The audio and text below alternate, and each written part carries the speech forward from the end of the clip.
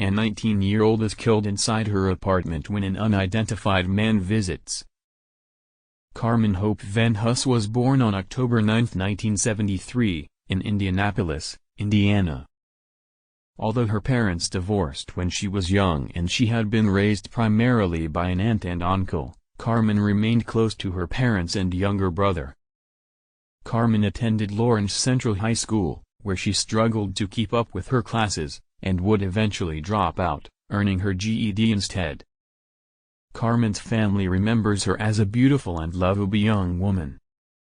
Family members frequently add that Carmen never caused any trouble, loved animals so much that she had dreams of becoming a veterinarian as a kid, and who later found a passion for drawing. To this day, Carmen's brother, who was only 15 when his sister was killed, holds on to a portfolio that was put together by his sister, including intricate drawings and sketches of bodies, bold portraits of stylish women and bright colors and contrasting themes.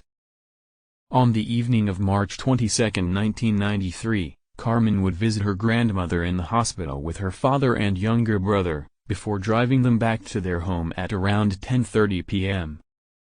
According to her father, he had asked Carmen to spend the night at their home because it was already so late in the evening, and he worried about Carmen driving back to her Northside apartment alone.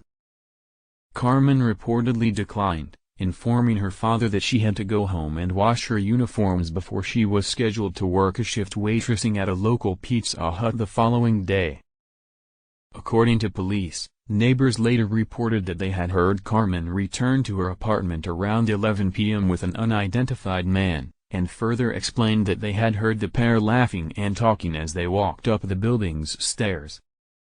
Further statements made by neighbors indicated to police that Carmen was attacked by this unidentified man in her apartment between 1 a.m. and 1:30 a.m., after hearing Carmen yell "Get off me! Get off me!" before hearing silence and footsteps leaving the apartment at approximately 1:30 a.m.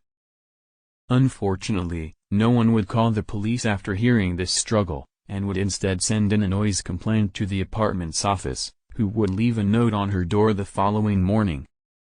On the afternoon of March 24, 1993, Carmen's father received a phone call from Pizza Hut where his daughter worked, informing him that his usually hard-working and trustworthy daughter had not shown up for her last 2 shifts. After making several attempts to call Carmen, he would make a trip to her apartment to make sure everything was all right. Instead, he would find the noise complaint on the apartment's unlocked door, and would eventually find Carmen, who had been shot and stabbed several times, laying on the floor partially clothed just inside her apartment. According to investigators, information gathered from the evidence found in her apartment, including the remnants of a fast food meal and bottles of beer, have led them to believe that Carmen knew her killer. It has been confirmed that Carmen's ex-boyfriends had been interviewed soon after her death. One of the men was found to have been out of state at the time of her death, and both men were cleared by DNA testing. DNA testing was completed early in the case, however, this testing would lead to no information.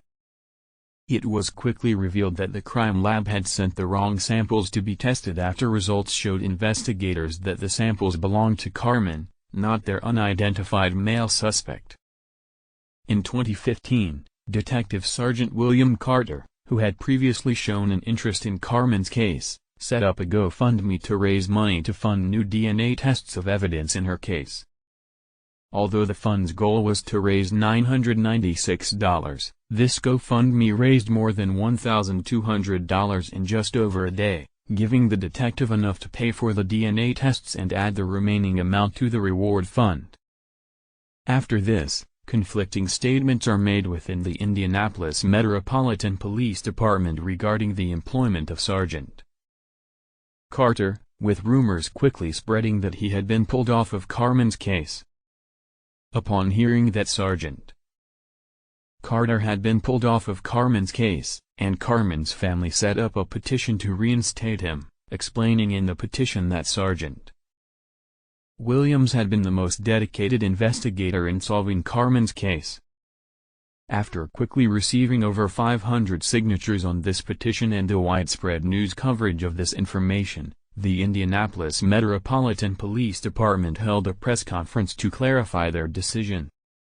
In this press conference, officials explained that the removal of Sergeant Carter was not a result of his fundraising efforts but was instead due to the results found in a review of assignments and procedures. During this press conference, it was further explained that Sergeant Carter was not a cold case investigator, and instead works in the nuisance and abatement unit, and had been working on Carmen's case in his spare time for the previous 2 years. In the end, Sergeant Carter would be reassigned to Carmen's case, and the funds raised for the new DNA tests would, unfortunately, be returned to their donors. There is currently a $1,000 reward for information leading to the arrest and conviction of the individual responsible for Carmen's death.